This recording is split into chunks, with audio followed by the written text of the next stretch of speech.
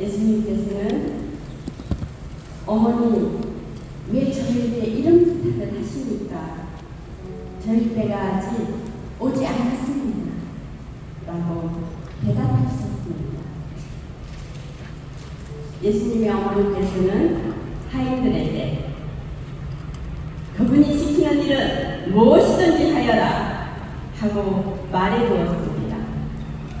그 집에는 돌로 만든 물 항아리가 6개 있었습니다.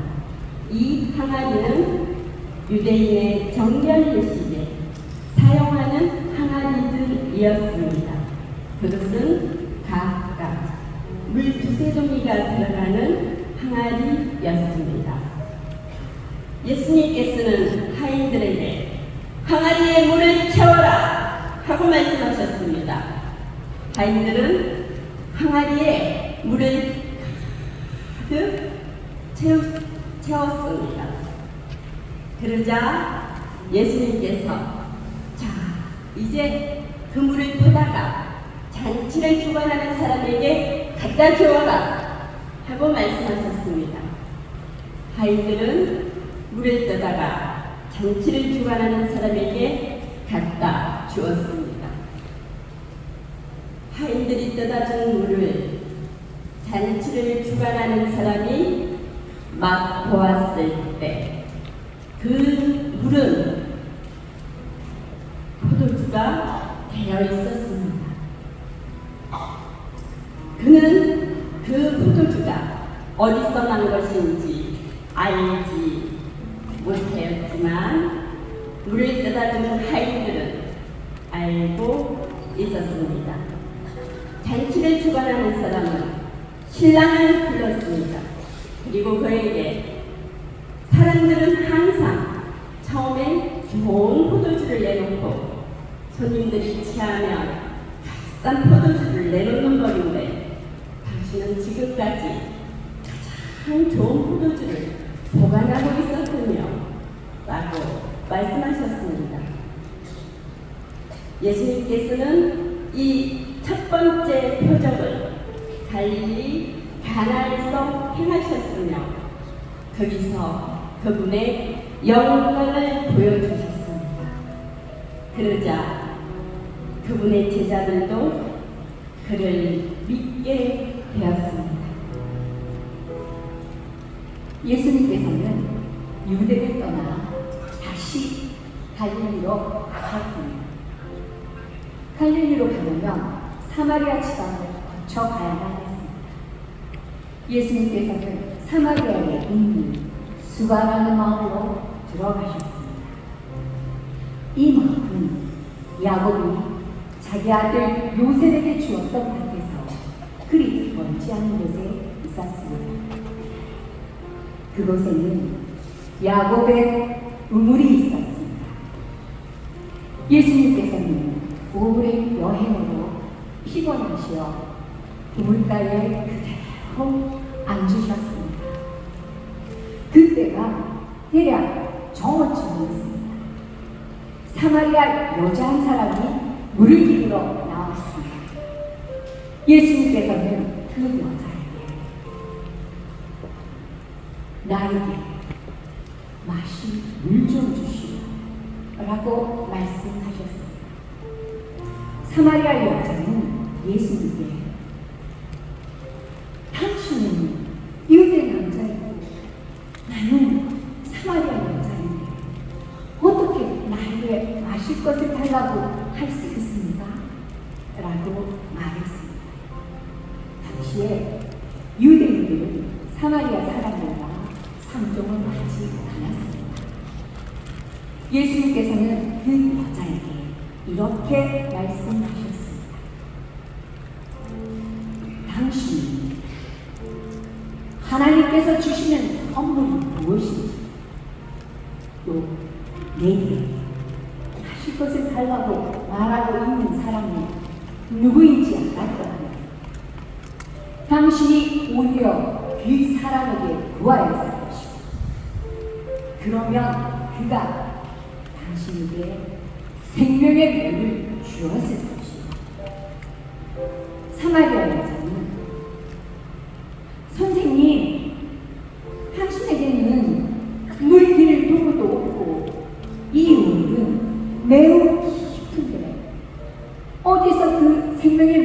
구한다는 말씀이십니까?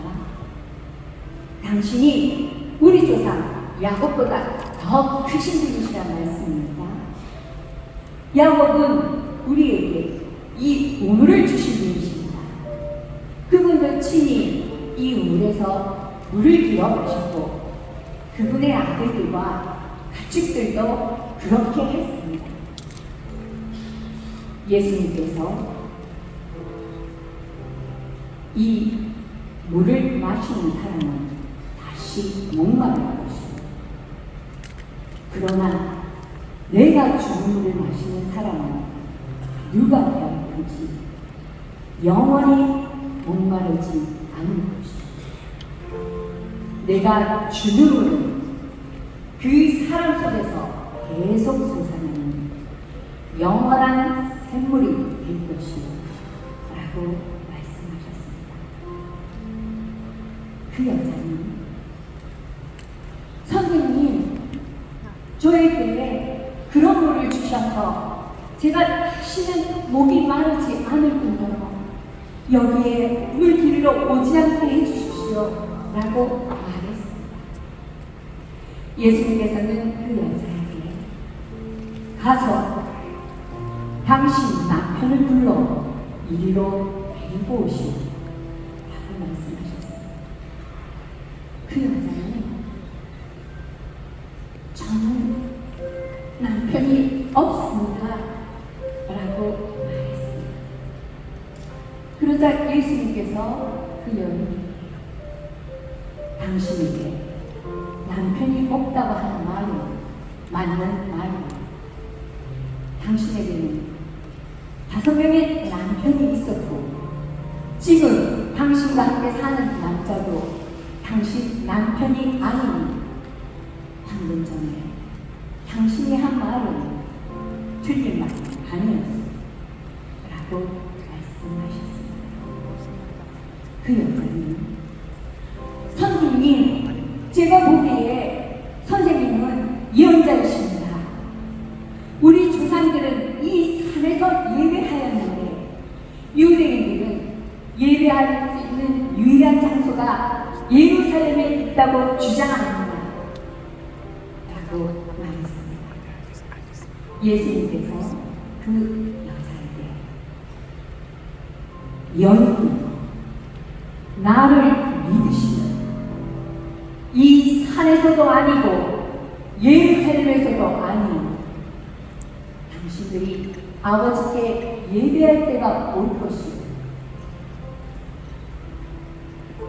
그리고 참된 마음으로 영과 진리로 아버지께 예배할 때가 올 것인데 지금이 바로 그때 하나님께서는 영이시니 하나님께서는 영과 진리로 예배하는 사람들을 찾고 계십니다. 그러므로 하나님께 예배하는 사람들은 영과 진리로 반드시 예배해야만 하오. 그 여자는 그리스도라고 불리는 메시아가 오실 것이라는 사실을 알고 있습니다. 그분이 오시면 우리에게 모든 것을 가르쳐 주실 것입니다. 그러자 예수님께서 그 여자에게 말씀하셨습니다. 지금 당신과 함께 이야기하고 있는 내가 바로 그 메시아예요.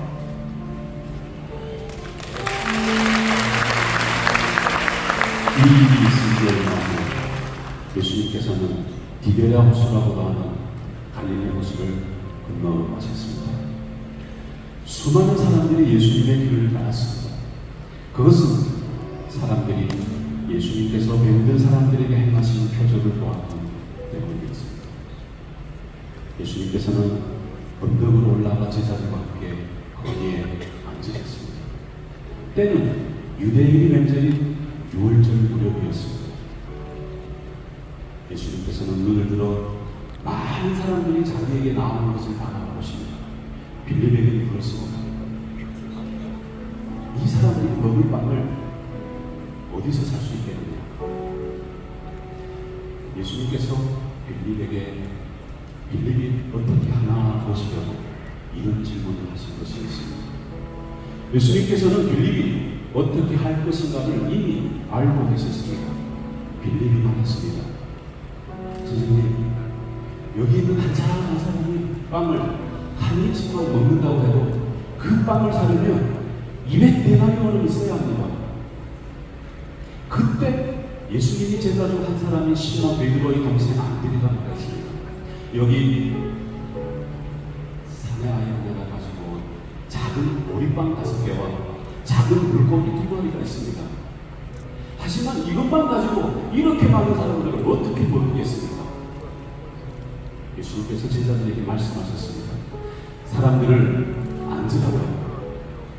그곳은 풀이 많은 곳이었습니다. 거기에 앉은 남자 어른의 수는 약 5,000명이었습니다. 그때 예수님께서는 빵을 가지고 하나님께 감사의 기도를 하시고 그곳에 앉아있는 사람들에게 그들이 원하는 만큼 나누어 주셨습니다. 예수님께서는 물고기를 가지고도 그렇게 하셨습니다. 사람들은 모두 실컷 먹었습니다.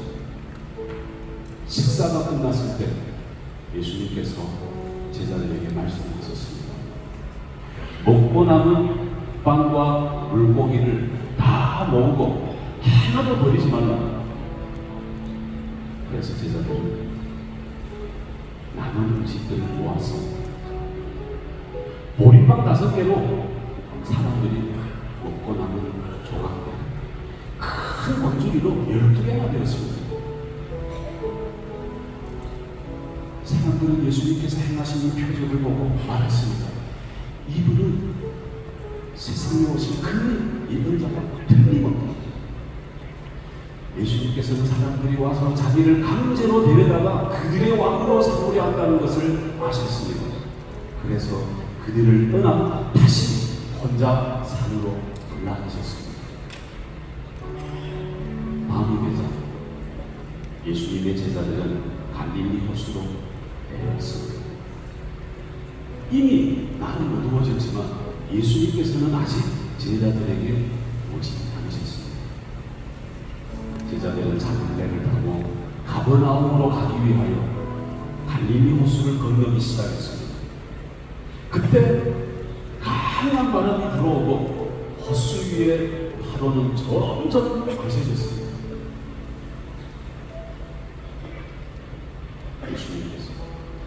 예수님의 제자들은 약 4-5km 정도의 거리를 노저었습니다. 그때 예수님께서 물 위로 걸어 배를 향하여 오시는 것이 보였습니다. 제자들은 두려웠습니다. 하지만 예수님께서 그들에게 말씀하셨습니다. 나다! 두려워하지 마라! 제자들은 예수님을 기꺼이 배 안으로 모셨습니다. 배는 곧 그들이 가려던 목적지에 도착하였습니다.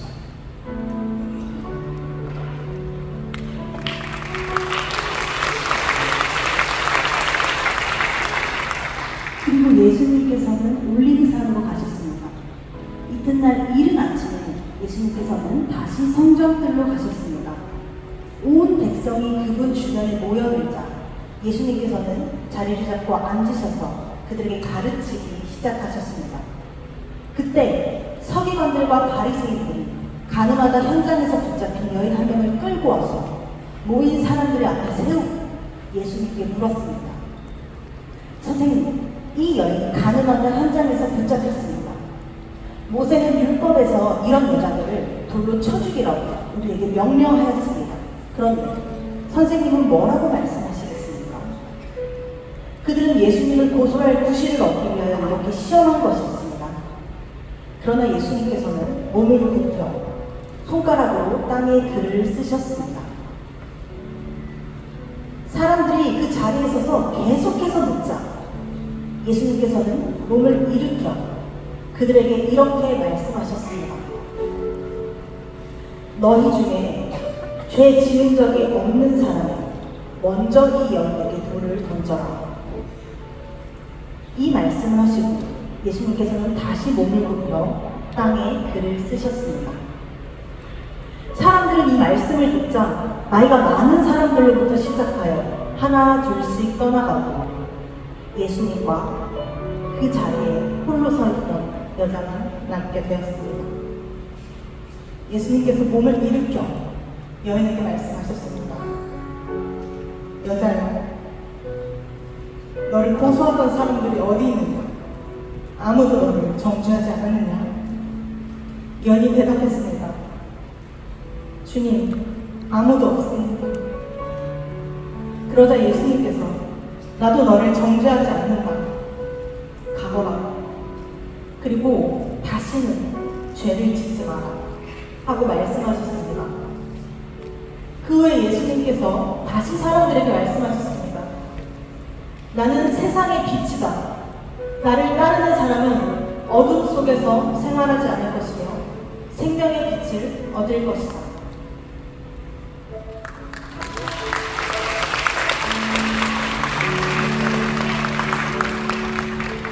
예수께서 길을 걸어가실 때 나면서부터 앞을 보지 못하는 사람을 보셨습니다.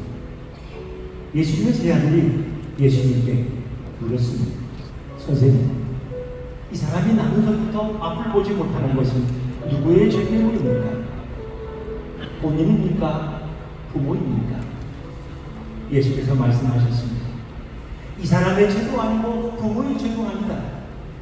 이 사람이 나면서부터 앞을 보지 못하는 것은 하나님께서 그의 생애를 통해서 당신의 하시는 일을 나타내기 위함이다. 그리고 예수님께서는 가까이 가셔서 땅에 침을 뱉으시고 진흙을 만드셔서 그 사람의 눈에 발라주셨습니다. 그리고 말씀하십니다. 실로암 샘에 가서 씻어라. 실로암으로 보냄을 받았다는 뜻입니다. 이 사람은 가서 샘에 가서 씻었고 곧 보게 되어 돌아왔습니다. 그의 이웃들과 그가 전에 길에서 구걸하던 것을 보았던 사람들은 서로 수군을 씁니다. 이 사람은 전에 길에서 구걸하던 그 사람이 아니냐? 맞아, 그 사람 같아. 그런가 하면 어떤 사람은 아니야, 이 사람은 비슷하기는 한데 다른 사람인 걸 하면서 우기기도 했습니다. 그때 그 사람은 이렇게 말했습니다. 제가 바로 그 사람입니다. 사람들은 그 남자를 바리새인들에게 데려다 주었습니다. 예수님께서 진흙을 만드셔서 그 사람의 눈을 뜨게 해준다는 바로 안식일이었습니다. 바리새인들은 나면서부터 앞을 보지 못했던 사람이 전에는 보지 못했지만 지금은 보게 되었다는 사실을 전혀 믿지 않았습니다. 바리새인들은 두 번째로 이 남자를 불러서 말했습니다. 하나님께 영광을 돌리시오. 그러나 우리가 보기에 당신의 눈을 뜨게 해준다는 그 사람은 죄인임에 틀림없소. 이 남자가 말했습니다. 저는 그분이 죄인인지 아닌지는 모르겠지만 제가 아는 분명한 사실은 전에는 제가 보지 못했지만 지금은 본다는 사실입니다. 그 후에 예수님께서는 유대인들이 이 남자를 회당에서 쫓아냈다는 소식을 들으시고 그 남자를 찾아가셔서 물으셨습니다. 내가 인자를 믿느냐? 그 사람이 말했습니다. 선생님, 인자가 누구신지 제게 말씀해 주십시오. 제가 그분을 믿겠습니다. 예수께서 말씀하셨습니다. 너는 지금 그분을 보고 있다. 너와 이야기하고 있는 그가 바로 그 사람이다. 그 남자는 예수님 앞에 무릎을 꿇고 주님, 제가 믿습니다 라고 고백했습니다. 나사로라고 하는 사람이 여기 들었습니다. 나사로는 마리아와 마리아의 이미 마르다와 함께 베다니라는 마을 사람이었습니다. 나사로 여동생 마리아와 마르다는 예수님께 사람을 보내 주님께서 사랑하신 우리가 병이 들었습니다 라고 전했습니다. 예수님께서 이 말을 듣고 말씀하셨습니다. 이 병은 죽게 될 병이 아니라 하나님의 영광을 위한 것이다. 이 병으로 말미암아 하나님의 아들이 영광을 얻을 것이다. 예수님께서는 마르다와 마리아 그리고 오빠 나사로를 사랑하셨습니다.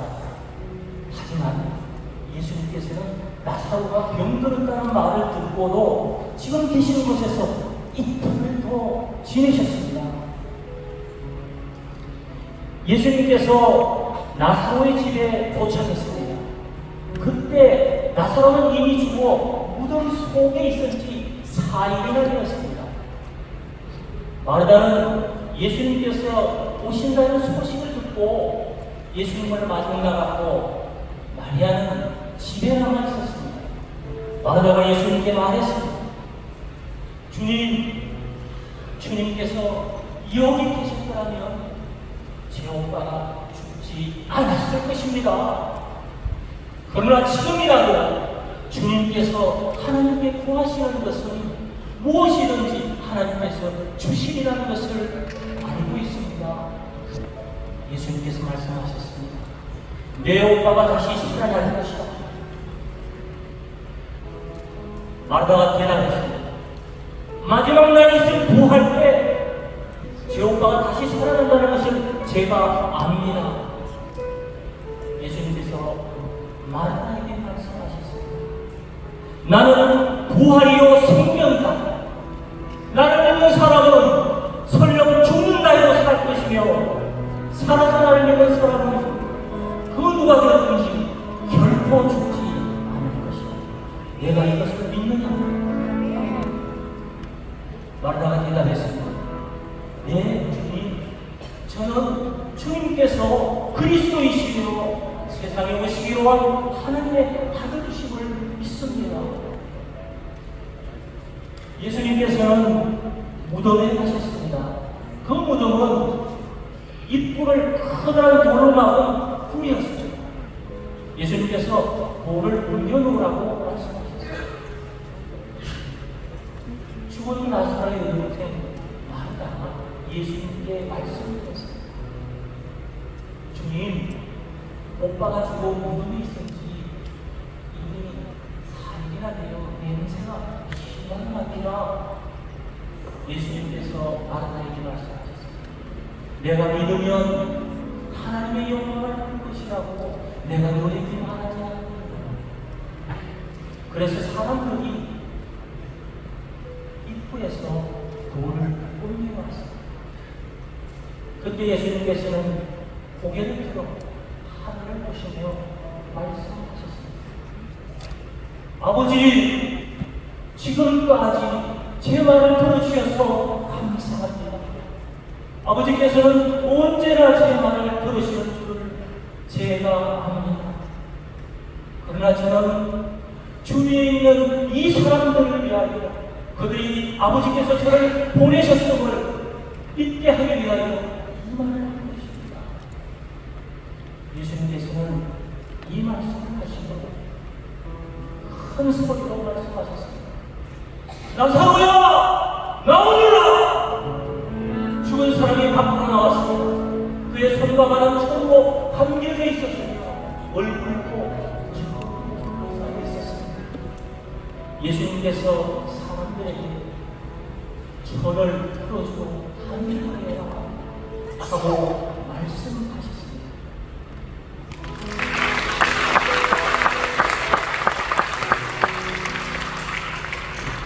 기억자를 미세주는 물절 당선인 예수님께서는 자신이 이 세상을 떠나 아버지께로 돌아갈 때가 왔다는 것을 아셨습니다.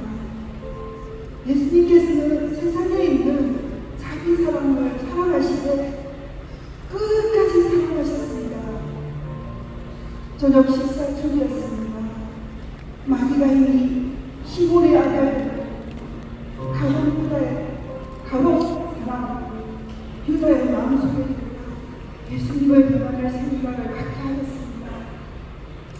예수님께서는 아버지께서 자기에게 모든 것을 다스릴 권세를 주셨다는 것을 아셨습니다.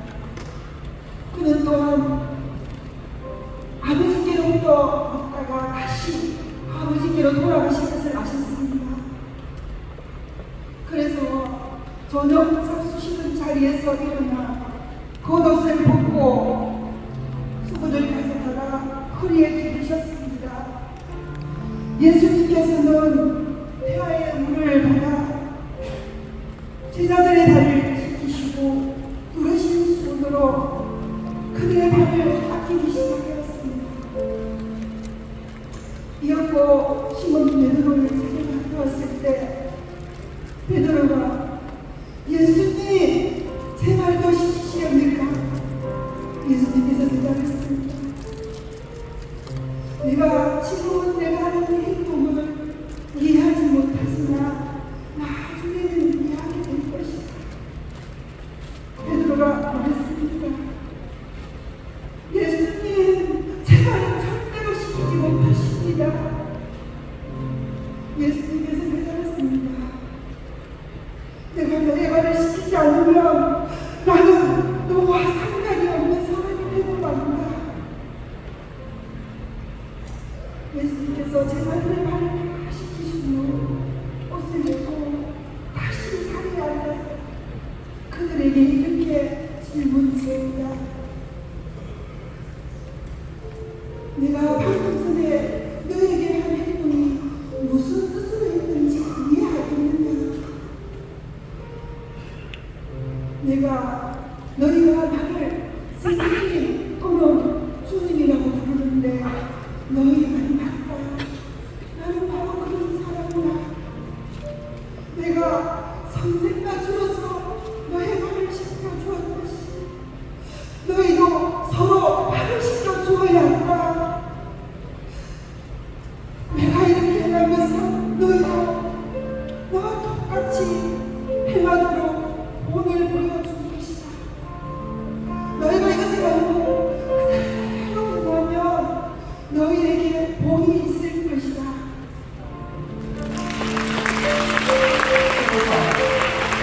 빌라도가 예수님을 데리고 가서 채찍질하게 했습니다. 군인들은 가시나무로 왕관을 만들어 예수님의 머리를 씌우고 자주빛 옷을 입혔습니다. 그런 다음 그들은 여러 차례 예수님께로 와서 유대인의 왕 만세! 라고 말하며 예수님의 얼굴을 때렸습니다. 군인들이 예수님을 데리고 갔습니다. 예수님께서 자신이 매달린 십자가를 직접 지시고 해골에도 아람으로는 골고다라는 곳으로 가셨습니다. 그곳에서 사람들은 예수님의 십자가를 못 박았습니다.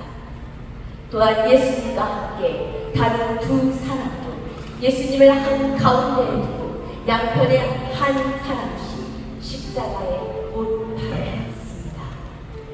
군인들이 예수님을 십자가에 못 박은 뒤에 그의 옷을 네 조각으로 나누었습니다. 예수님의 십자가 곁에는 예수님의 어머니와 예수님의 이모와 글로바의 아들 마리아와 막달라 마리아가 서 있었습니다. 예수님께서 그의 어머니와 그 곁에 사랑하는 제자가 서 있는 것을 보시고 어머니를 향하여 말씀하셨습니다. 여자, 보십시오. 어머님의 아들입니다. 그리고 그 제자에게는 보아라, 내 어머니이시다 라고 말씀하셨습니다. 그때부터 이 제자는 예수님의 어머니를 자기 집에 모셨습니다. 이후에 예수님께서는 이미 모든 것이 이루어진 줄 아시고 성경이 성취되도록 하기 위하여 내가 네 말이다 라고 말씀하셨습니다. 그곳에는 심포도주가 담긴 항아리가 있었습니다. 군인들은 해면을 심포도주에 흠뻑 적셔서 우스토 막대기에 매달아 예수님의 입으로 가져갔습니다. 예수님께서 대신 포도주를 맛보신 다음에 다 흘렀다 라고 말씀하셨습니다. 이 말씀을 하시고 고개를 아래로 떨며 운명하셨습니다.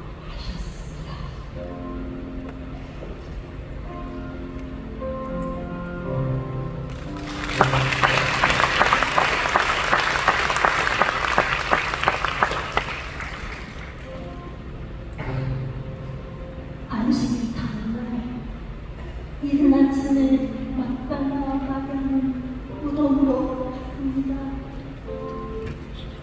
나는 아직 어두웠습니다. 아니 여기 자리 있어요. 마리아는 무덤 앞에 가로막고 있는 커다란 돌이 무덤에서 옮겨진 것을 보았습니다. 그러나 마리아는 무덤 밖에서 울고 있었습니다. 마리아는 몸을 굽혀 무덤 안에 들어갔습니다. 마리아는 무덤에 흰옷 입은 두 천사를 봤습니다. 두 천사는 예수님의 시신이 있던 곳에 한 천사는 머리쪽, 한 천사는 발쪽에 앉아 있었습니다. 천사가 마리아에게 물었습니다. 여자여, 왜 울고 있어? 저 사람들이 우리 주님을 어디론가 가져갔는데 어디를 가져갔는지 알지 못하겠습니다. 이 말을 하고 마리아는 뒤를 돌아봤습니다. 그곳에 예수님이 서 계셨으나 마리아는 그분이 예수님인지 알지 못하였습니다. 예수님께서 마리아에게 물으십니다. 여자야, 왜 오느냐? 누구를 찾고 있느냐? 마리아는 그분이 동산지인 줄 알고 당신이 우리 주님을 어디로 옮겨놓으셨다며 어디로 옮겨놓으셨는지 말씀해 주시면 제가 모셔가겠습니다. 예수님께서 마리아에게 말씀하십니다. 마리아야, 마리아가 뒤를 돌아보며 라보니! 하고 예수님을 붙잡았습니다. 예수님께서 마리아에게 말씀하십니다. 나를 계속 붙잡고 있지 말거라. 내가 아버지께 아직 올라가지 아니하리라. 다만 나는 내 아버지, 곧 너희 아버지, 나의 하나님, 곧 너희 하나님께로 돌아갈 것이다. 막달라 마리아는 제자들에게 한 걸음 내려가서 내가 주님을 보았어요. 내가 우리 주님을 보았어요. 이렇게 외치고 예수님께서 자신에게 일러주셨던 말씀을 제자들에게 전하여 주었습니다. 같은 날 저녁에 제자들은 한 곳에 모여 있었습니다. 제자들은 유대인들이 들어와서 문을 꼭 잠그고 있었습니다. 그것에 예수님께서 나타나셨습니다. 예수님은 제자들 한가운데 서서 말씀하셨습니다. 너희에게 분명히 있었지요. 이 말씀을 하시고 예수님께서는 자신의 손과 옆구리를 제자들에게 보이셨습니다. 제자들은 예수님을 보고 무척 기뻐하였습니다. 예수님께서 다시 제자들에게 말씀하십니다. 너희에게 평강이 있을지어다. 아버지께서 나를 보내신 것처럼 나도 너희를 보낸다. 이 말씀을 하시고 예수님께서는 숨을 내쉬며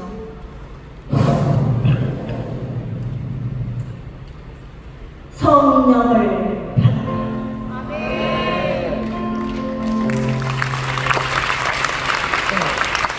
너희가 누구의 죄를 용서하면 그 죄는 사함을 받을 것이다.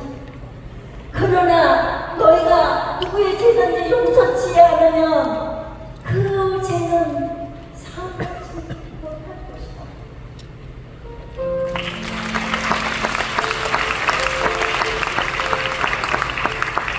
여러분, 예수 그리스도를 믿는 것이 여러분에게 힘이 되고 있습니까?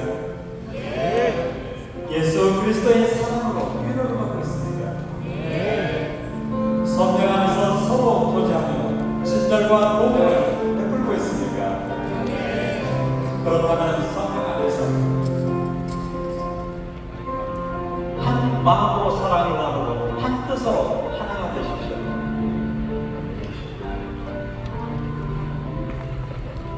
무슨 일을 할 때 이겨내거나 교만한 마음을 갖지 말고 겸손한 마음으로 나보다 다른 사람을 더 존중해 주십시오. 자기 생활을 열심히 하면서 다른 사람이 하는 일에도 관심을 가져 내 마음에 기쁨이 넘치게 해 주십시오. 예수님처럼 생각합시다. 행동합시다. 감사합니다.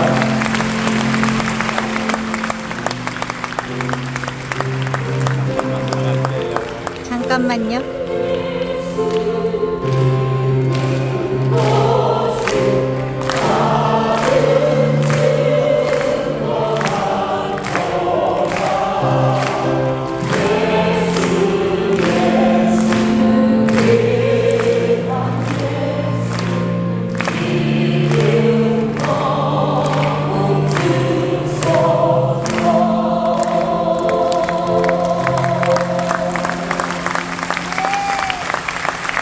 여러분 감동이죠?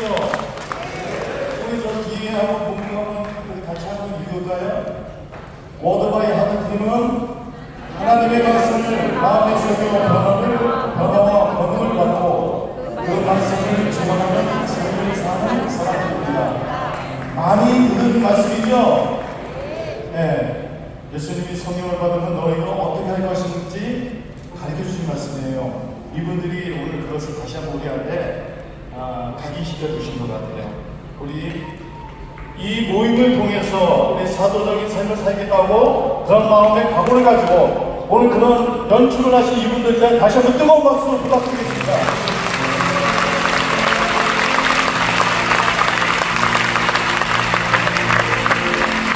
오후에도 많이 있어요.